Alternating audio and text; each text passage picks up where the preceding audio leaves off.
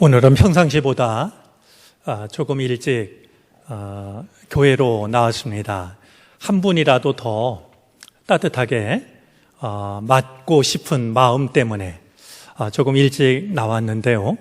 교우들을 볼 때마다 멀리서 웃으면서 마스크 때문에 잘 보이지는 않지만 저분이 웃으신다라는 것을 느낄 수 있습니다. 환한 웃음으로 혹은 다가가서 주먹을 맞대면서 인사를 나눕니다.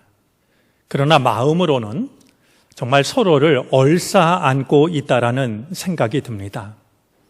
우리말에 얼싸안기라는 말이 있는데요. 그 말은 이렇게 몸을 끌어안는 게 아니라 말 그대로 어를 감싸 안는 게 얼싸안기입니다. 마치 군에 갔다가 첫 휴가를 나온 아들을 맞는 것, 그것을 넘어서서 전쟁터에 나갔다가 살아서 돌아오는 가족을 맞는 것 같은 그런 마음이 들기도 했습니다.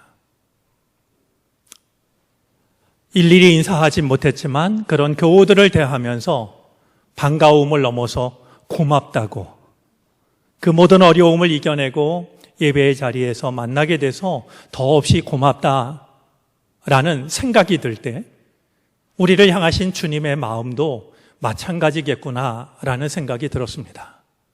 주의 전을 찾는 우리들에게 두 팔을 벌리셔서 고맙다, 그렇게 우리를 사랑으로 맞아주고 있다 여겨집니다.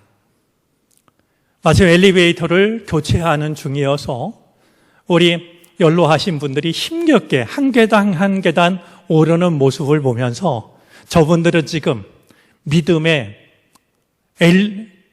에베레스트 산을 올라가고 있다라고 하는, 정말 한 걸음 한 걸음 믿음의 높은 산을 향해서 올라가고 있다라는 생각도 들었습니다. 오늘 예배하러 오신 여러분들을 주님의 이름으로 환영합니다. 저 가을 곡식과 또 가을 과일을 익히느라고 마지막 단맛을 익히는 저 가을 햇살과 같은 주님의 은총과 사랑이 우리의 마음과 우리의 삶 가운데 임하는 복된 시간이 되어질 수 있기를 바랍니다. 인디언들은 말을 타고 가다가 일부러 이따금씩 말에서 내린다고 합니다. 그리고는 자기가 달려온 쪽을 한참 동안 바라본다는 것이죠. 말에게 쉴 시간을 주는 것도 아니고 내가 힘들어서 쉬려고 하는 것이 아니라 그렇게 일부러 말에서 내려서 달려온 쪽을 한참 바라본 뒤에 다시 말을 타고 가는 데는 이유가 있는데, 내가 너무 빨리 달려서 내 영혼이 미처 따라오지 못했을까 봐 내 영혼이 돌아올 때를 기다리는 것이라고 합니다. 어쩌면 코로나 바이러스로 인하여서 우리가 지금 보내고 있는 시간이 그런 시간이 아닐까 하는 생각이 듭니다. 우리가 잃어버린 것들이 참 많이 있지만 오히려 이런 시간을 통해서 어떤 일이 있어도 잃어버려서는 안 될, 내게 가장 소중한 것이 무엇인지를 깨닫고 그것을 되찾는 시간이 될 수 있다라고 하면 코로나19의 이 시간은 무가치한 시간만이 아니라 오히려 의미 있는 시간이 될 수도 있을 겁니다. 그런 시간이 되어졌으면 좋겠습니다. 일상이 멈춰서고 많은 불편이 있지만 또 많은 것을 못하고 있지만 말에서 내려서 가장 소중한 것을 되찾는 인디언처럼 오히려 이런 시간을 통해서 내 삶에 가장 소중한 것이 무엇인지 그것을 깨닫고 그것을 회복할 수 있는 그런 귀한 시간들이 되어질 수 있게 되기를 바랍니다. 요즘 텔레비전을 보면 방송의 대세는 먹는 것인 것 같습니다. 소위 먹방이라고 하는, 어디를 틀어도 먹는 방송이 흔하게 나오는 것을 보게 됩니다. 이제 맛있는 음식점이 어디에 있는지, 또 값싸고 좋은 음식이 어디에 있는지, 몰랐던 음식이 어디에 있는지, 또 그런 요리들을 어떻게 하는지 말이죠. 갖가지 모습으로 먹는 것에 대해서 방송을 합니다. 그런데요, 그렇게 한번 방송을 타고 나면 그 음식점 앞에는 길게 줄이 섭니다. 아무리 길이 멀어도 일부러 찾아가고, 아무리 줄을 길게 서도 또 번호표를 받고 기다려도 기꺼이 즐거움으로 감수합니다. 그런데요, 사람들이 음식이 나오면 바로 음식을 허겁지겁 먹는 것이 아니라 예를 갖추듯이 하는 일이 있습니다. 먼저 사진을 찍습니다. 내가 여기에 왔다고, 이런 음식을 먹는다고 사진을 찍어서 SNS에 올리기도 하고 지인들께 보내기도 합니다. 이제는 어디서나 흔하게 보게 되는 이런 모습을 보면서 제가 목사이기 때문일까요? 마음속에 드는 생각이 있습니다. 그것은 하나의 고민이기도 합니다. 교회도 마찬가지 아닐까 하는 생각입니다. 맛있다고 소문이 나면 아무리 멀어도 찾아가고 줄을 서서 기다리고 다른 사람에게 알리고 싶고, 그것이 어디 음식점뿐일까? 우리들의 믿음도, 우리의 삶도, 우리의 교회도 마찬가지 아닐까 하는 생각이 드는 겁니다. 옛말에도 난과 영지가 있는 곳에는 저절로 길이 난다고 했습니다. 우리들의 믿음이 귀하고 우리들의 믿음이 향기로운 믿음만 된다면 얼마든지 예배의 자리에, 믿음의 자리에 찾아오는 이들의 걸음은 끊임없이 이어질 수 있다라고 하는 것을 우리는 생각을 하게 됩니다. 얼마든지 그럴 수 있다라고 하는 것을 마가복음 1장 45절을 통해서 생각하게 됩니다. 예수님이 당신을 찾아온 한 나병 환자를 고치십니다. 그냥 말씀 한마디로 고치신 게 아니라 손을 내밀어 그를 어루만지십니다. 가족들도 가까이 하지 않는 그 나병 환자를 어루만져 주십니다. 그리고 그를 고친 뒤에는 내가 고쳤다라고 하지 않고 아무에게도 아무 말을 하지 말라고 엄히 경계하십니다. 그 사람이 나가서 아무에게 아무 말을 하지 않았던 게 아니라 만나는 사람마다 그 이야기를 합니다. 사람들의 마음이 뜨거워졌습니다. 그분이 도대체 누굴까? 나병 환자를 어루만져 주셨던 그분, 그 놀라운 일을 하시고도 알리지 말라 하셨던 그분이 누굴까? 사람들이 예수님이 보고 싶어졌습니다. 그래서 이 일을 우리에게 전해주는 마가복음 1장 45절은 이렇게 끝맺음합니다. 예수님께서 동네 바깥 한적한 곳에 계셨으나 사방에서 사람들이 그에게로 나아오더라. 굳이 알리지 않았지만, 동네 바깥 한적한 곳에 계셨지만 사방에서 사람들이 예수님에게로 나아왔다는 겁니다. 우리 정론교회 교우 중에도 맛집을 즐겨 찾으시는 분이 있는데 그분이 언젠가 이런 재미난 이야기를 하시더라고요. 맛집으로 소문이 나서 찾아가서 먹어보면 그때뿐이지 다시 꼭 찾고 싶은 식당은 의외로 많지 않다는 겁니다. 저는 이 땅의 교회가, 무엇보다도 정론교회가 살아가다 힘들고 지칠 때 누구라도 찾고 싶은, 그것이 한 번이 아니라 언제라도 찾고 싶은 그런 교회가 되어졌으면 얼마나 좋을까, 간절한 바람을 갖게 됩니다.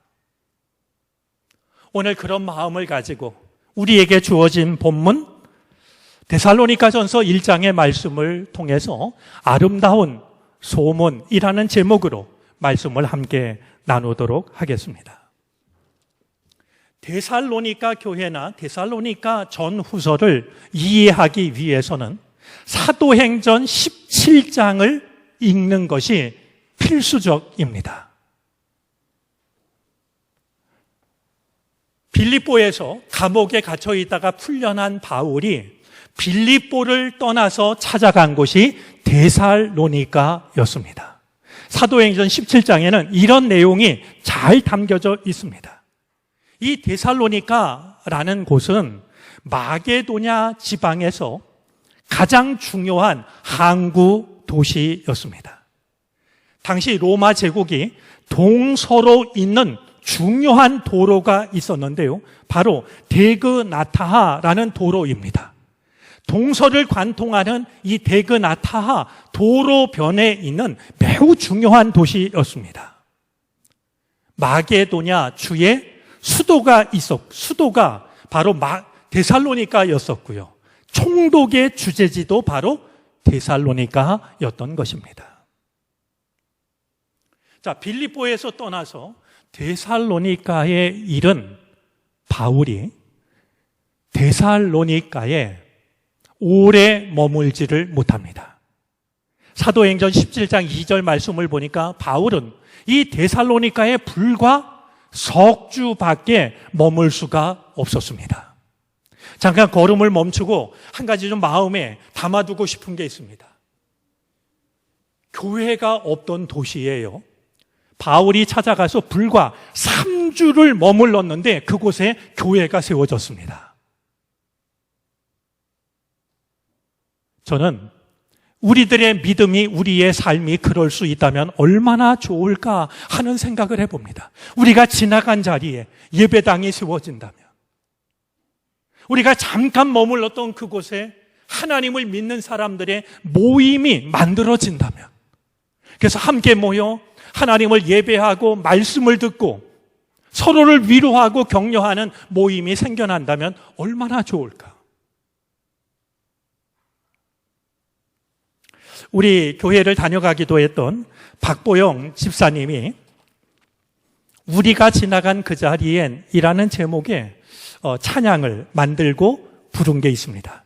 그 가사가 참 귀한데요. 제가 한번 읽어드리겠습니다. 우리가 지나간 그 자리엔 해바라기 씨앗 하나 심겼으면 좋겠다. 한 해가 지난 어느 가을날 햇살 속에 빛나는 수줍은 미소가 어린 해바라기를 닮았으면 좋겠다. 우리가 지나간 그 자리엔 어린 나무 한 그루 심겼으면 좋겠다.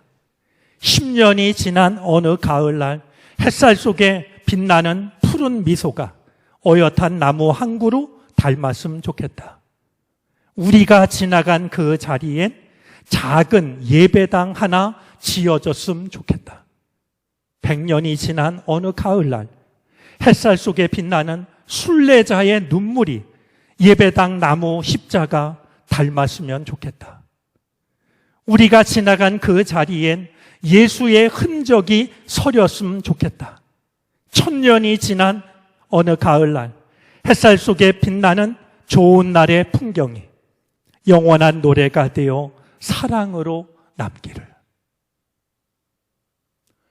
노랫말 속에도 있지만 그럴 수 있다면 얼마나 좋을까요? 우리가 지나간 그 자리엔 작은 예배당 하나 세워지는, 그래서 100년이 지난 어느 날 햇살 속에 빛나는 순례자의 눈물이 예배당 나무 십자가를 닮았으면, 3주라고 하는 짧은 시간을 보냈지만 바울이 지나간 바로 데살로니가에 예배당 하나가 세워졌던 것을 기억하면서 오늘 예배를 드리는 우리가 하나님, 내가 지나간 자리마다 하나님을 예배하는 사람들의 모임이 가능하게 해주세요. 이런 마음의 소원 하나 마음에 담아 두는 복된 시간이 되어질 수 있기를 바랍니다. 자, 바울이 불과 3주밖에 머물 수 없었던 것은 데살로니가에서도 큰 어려운 일이 닥쳐왔기 때문입니다. 당시의 로마는 자신들이 점령하고 있는 영토에서 살아가는 사람들에게 한 가지 요구한 게 있었습니다. 로마의 황제에게만 주님이라는 호칭을 사용하도록 한 겁니다. 로마의 황제를 향해서 로마의 황제가 우리의 주이라고, 주인이라고, 주님이라고 이렇게 부르게 했습니다. 그런데 예수님을 믿는 사람들이 로마 황제가 아닌 예수님을 주라고, 주님이라고 부르고 있는 것을 보게 된 겁니다. 이제 엄밀히 말하자고 하면 신앙은 세상의 가치와 충돌할 수밖에 없습니다. 왜냐하면 가장 소중하게 여기는 가치가 다르기 때문입니다. 로마는 세상은 황제에게만 나의 주인이라고 말하기를 원하고 있지만 우리는 그것이 아니라 세상 모든 사람들이 권위와 자리와 황금을 나의 주인이라고 할 때에도 우리의 주인은 주님밖에 없습니다.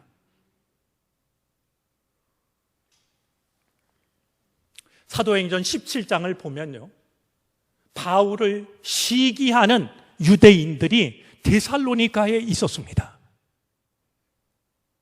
그들은 이 바울이 찾아와서 복음을 전하자 바울에게 시기심을 느끼게 됩니다. 그래서 거리에 불량배들을 끌어 모아다가 패거리를 지어서 성을 소동하게 만들었습니다. 이 사람들은 황제에게만 부를 수 있는 주님이라는 말을 바로 예수에게 하고 있다고, 또 하나의 임금이 있다고 말하고 있다고 하면서 말이죠, 사람들을 선동했어요. 얘기를 들은 이들이 바울과 일행을 붙잡으려고 합니다. 그러자 바울이 어쩔 수 없이 데살로니가를 떠날 수밖에 없었던 겁니다. 데살로니가에서 보였던 유대인들의 모습은 의젓하지 못합니다. 그들에게서는 품위가 느껴지지 않습니다. 자신들이 원하는 것을 얻기 위해서 그들이 행하고 있는 일들은 비열하다라고 여겨집니다. 신앙인의 품격을 찾아볼 수가 없습니다. 결국 바울은 데살로니가를 3주 만에 떠나서 베레아에 이르게 됩니다. 베레아에서 하나님의 말씀을 가르치던 바울이 베레아 사람들을 두고서 사도행전 17장 11절 말씀에 보니까 데살로니가 사람들보다 더 신사적이다 이렇게 말합니다. 이 말은 무슨 뜻이겠습니까? 데살로니가 사람들이 비신사적이었다는 뜻이 아니겠습니까? 좀 완곡한 표현이지만 그런 일로 인해서 바울은 데살로니가에 불과 석 주밖에 머물 수가 없었던 것이었습니다. 데살로니가를 떠난 바울이 걱정도 되고 궁금하기도 했습니다. 과연 석 주 동안 보내면서 복음을 전하고 복음을 받아들인 이들이 내가 떠난 뒤에도 여전히 믿음을 지키고 있을까? 내가 떠나서 믿음의 뿌리가 시들어버린 거 아닐까? 얼마나 궁금했겠습니까? 얼마나 걱정이 됐겠습니까? 바울은 몇 차례 데살로니가를 방문하고 싶었습니다. 그런데 번번이 길이 막힙니다. 우리 데살로니가 전서 2장 18절 말씀해 보면 이 일을 두고서 사탄이 우리를 막았다라고 말하고 있는데요, 찾아가고 싶은 마음을 가질 때마다 뭔가 안 좋은 일이 생겼던 것 같습니다. 마음뿐이었어요. 걱정도 되고 궁금하기도 한 이 바울은 아덴에서 자기 대신 디모데를 데살로니가로 보냅니다. 가서 교인들을 좀 만나보라고, 어떻게 지내고 있는지 좀 확인하고 오라고 말이죠. 바울의 말을 듣고 데살로니가를 방문했던 디모데가 돌아와서 바울에게 보고를 합니다. 얼마나 궁금했겠어요. 그런데 디모데의 이야기를 듣고 나니까요, 얼마나 감사한지 말이죠. 그가 가지고 온 소식은 바로 데살로니가 교인들의 믿음과 사랑에 관한 기쁜 소식이었습니다. 바울이 없는데도 그들은 믿음을 지켰고, 믿음을 갖게 된 그들은 서로를 사랑하며 지내고 있었고요. 이 이야기를 들은 바울이 너무나 고마워서 데살로니가 교회에 편지를 쓰는데, 바로 그 편지가 우리가 지금 읽고 있는 데살로니가 전서가 됩니다. 그리고 이 데살로니가 전서는 신약 성경에 나오는 27권의 책 중에서 가장 먼저 기록된 책이 되는 겁니다.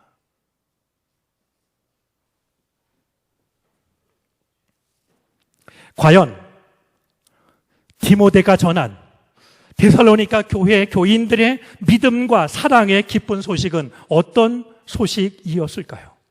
무엇보다도 데살로니가 교회는요, 세워진 지는 얼마 안 됐지만, 그들의 믿음을 지켜주고 가르쳐주는 사람이 따로 없었지만, 그들의 믿음은 어느샌가 본이 되는 믿음, 본이 되는 교회가 되어져 있었습니다. 오늘 본문 7절과 8절이 그것을 말합니다. 그들의 믿음은 데살로니카뿐만이 아니라 데살로니카를 넘어서 마게도냐와 아가야까지 퍼져가기 시작합니다. 여기서 말하고 있는 마게도냐와 아가야는 AD 146년 이후에 헬라 지역을 두 개로 나눴던 그 지역입니다. 모든 헬라 지역의 데살로니가 교회가 얼마나 모범된 교회인지, 그들의 믿음이 얼마나 사랑이 넘치는 믿음인지, 이 귀한 소식이 퍼져가기 시작을 하는데요, 8절 말씀에 보니까 마게도냐와 아가야를 넘어서서 각 처로 그들의 소문이 퍼져가기 시작합니다. 여러분, 여기서 우리가 기억해야 될 게 있는데요, 퍼지다라는 이 말은 그냥 이렇게 잔잔한 물결처럼 번져가는 게 아닙니다. 퍼지다라는 이 말의 헬라어는 엑세코라는 말인데요, 이 말의 뜻은 무슨 말이냐면 울리다라는 뜻입니다. 조금씩 퍼져가는 게 아니라 천둥 소리가 울리듯이 퍼져갔다는 거예요.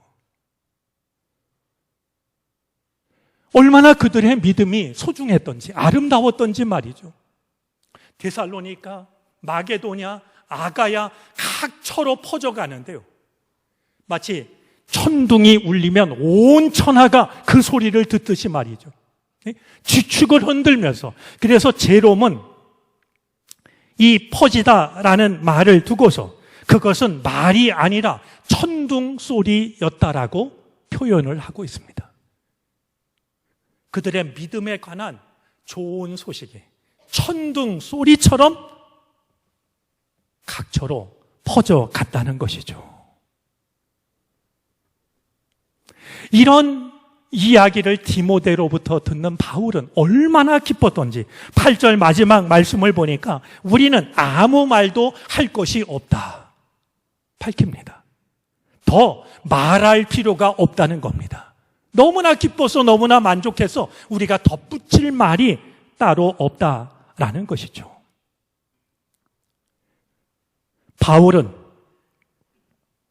딱 3주 동안만 머물다 갔고, 그들은 신앙생활하기가 참 어려운 환경 속에서, 그래서 6절에 의하면 데살로니가에서 믿음을 지키는 일은 큰 환난을 감수하는 일이었음에도 불구하고 그들의 믿음은 누구라도 본받고 싶은 믿음, 그들의 모임은 아름다운 교회로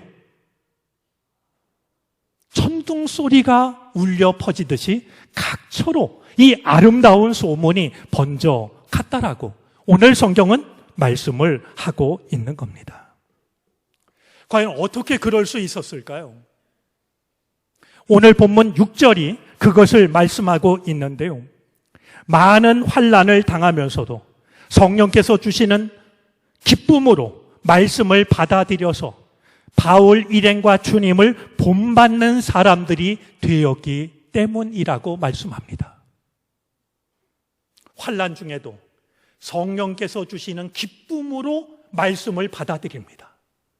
그리고 우리에게 말씀을 전해준 바울을 본받고 또한 주님을 본받는 자가 되려고 애를 쓰다 보니까 말이죠. 어느새 그들의 믿음이 모든 사람들이 본받는 믿음이 된 거예요. 저는 오늘 이 말씀을 우리가 이렇게 단순히 기억해도 좋겠다 싶습니다. 우리가 주님을 본받는 사람이 되면 우리의 믿음은 사람들이 본받는 믿음이 될 수 있습니다. 우리의 믿음이 주님을 본받는 믿음이 되면 우리가 굳이 우리를 드러내지 않아도 우리의 믿음은 사람들이 본받고 싶은 믿음이 될 수가 있는 것이죠. 이 놀랍고도 귀한 일들이 우리를 통해서도 이루어질 수 있었으면 좋겠습니다. 크고 작은 어려운 일들이 있지만 그럴수록 성령께서 주시는 기쁨으로 말씀을 받아들이고 온 마음을 다하여서 주님을 본받는 사람이 되어서 그런 우리들의 모습을 바라보면서 나도 저 믿음을 닮고 싶다. 나도 저런 믿음 따르고 싶다. 그런 아름다운 소문의 진원지가 바로 우리가 되어졌으면 좋겠습니다. 오늘 이 본문 속에는 그렇게 아름다운 소문으로 번져가게 된, 그래서 본이 된 데살로니가 교인들의 믿음이 어떤 믿음이었는지를 일러주는 말씀이 있습니다. 바로 3절 속에 담겨져 있는데요. 3절 말씀을 보면 믿음의 역사, 사랑의 수고, 소망의 인내라는 말이 나옵니다.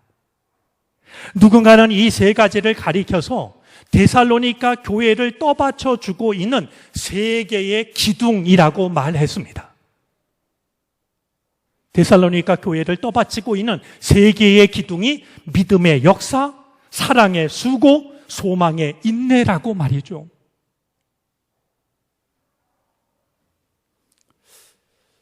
여러분, 오늘 이 말씀은 우리에게 굉장히 중요한 말씀이 되는데요. 믿음은요, 믿음만 가지고 있으면 그것이 큰 의미를 갖지 못합니다. 믿음에는 역사가 따라야 됩니다. 우리의 믿음이 굳어버린 믿음, 형식적인 믿음, 화석화된 믿음이 된다면 아무 소용이 없습니다. 우리가 믿음이 있다면 그 믿음이 하나님의 역사하심으로 나타나야 됩니다. 두 번째 기둥은 사랑의 수고입니다.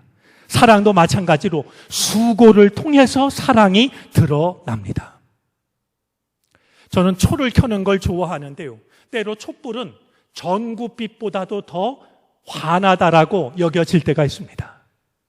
밝기로 따지면 비교할 수가 없지만 촛불이 환하게 여겨지는 한 가지 이유가 있습니다.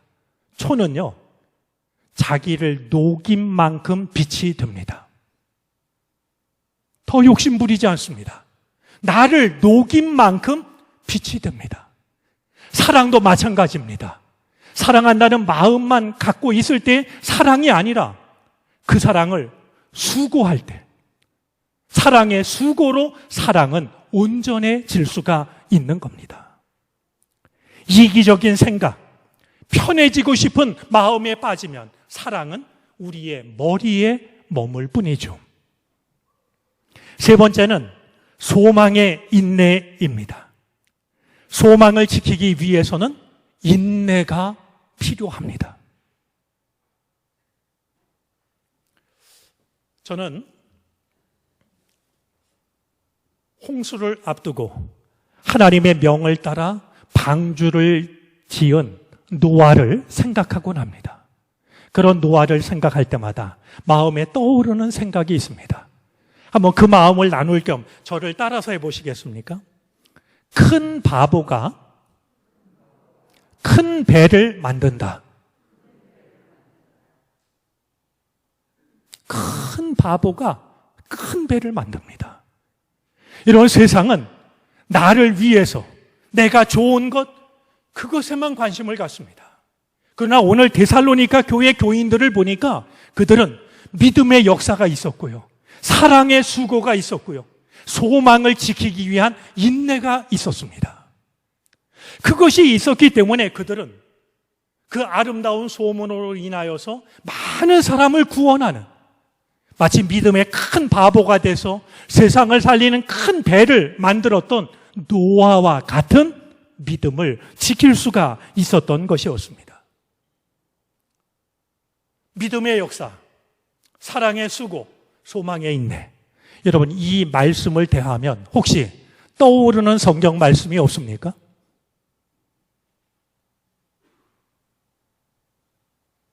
고린도전서 13장 13절입니다. 우리가 잘 알고 있는, 역시 바울의 말씀이죠. 그런즉 믿음, 소망, 사랑, 이 세 가지는 항상 있을 것인데 그 중에 제일은 사랑이라고. 다시 한번 바울은 고린도 교회에 보내는 편지에 믿음, 소망, 사랑을 말하고 있습니다. 저는 이 말을 이렇게 이해하고 싶습니다. 우리 삶에 있어서 가장 소중한 보물이 있다면 믿음과 소망과 사랑입니다. 그런데 이 세 가지 보물을 하나로 엮어주는 것은 사랑입니다. 또 하나 떠오르는 말씀이 있습니다. 갈라디아서 5장 6절 말씀인데요, 이렇게 사도 바울은 같은 이야기를 하고 있습니다.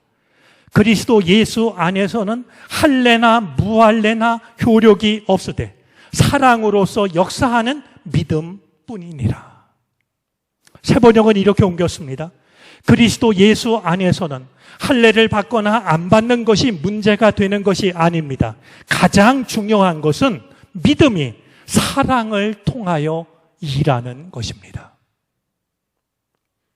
이 말씀이 참 소중하다 싶어서 메시지 성경을 찾아보았습니다.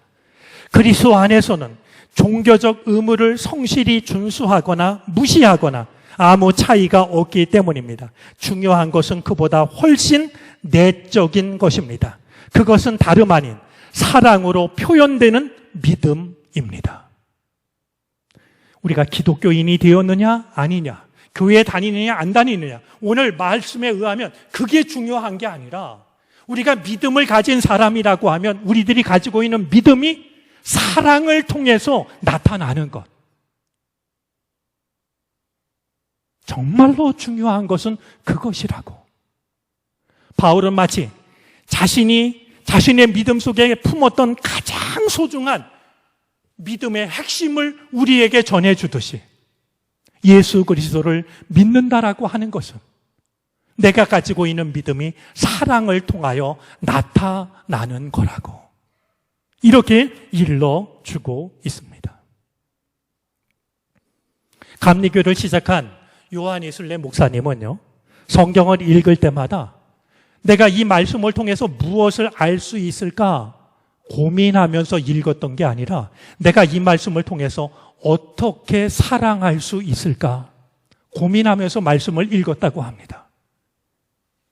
이 말씀을 통해서 내가 무엇을 알 수 있을까가 아니라 이 말씀을 통해서 내가 어떻게 사랑할 수 있을까. 그러면서 요한 예술래 목사님은 이런 말을 남깁니다. 사람들은 복음을 눈으로 보기 전에는 귀로 들을 수가 없다. 안 믿는 사람들은요, 복음을 눈으로 보기 전에는 귀로 들을 수가 없다는 거예요.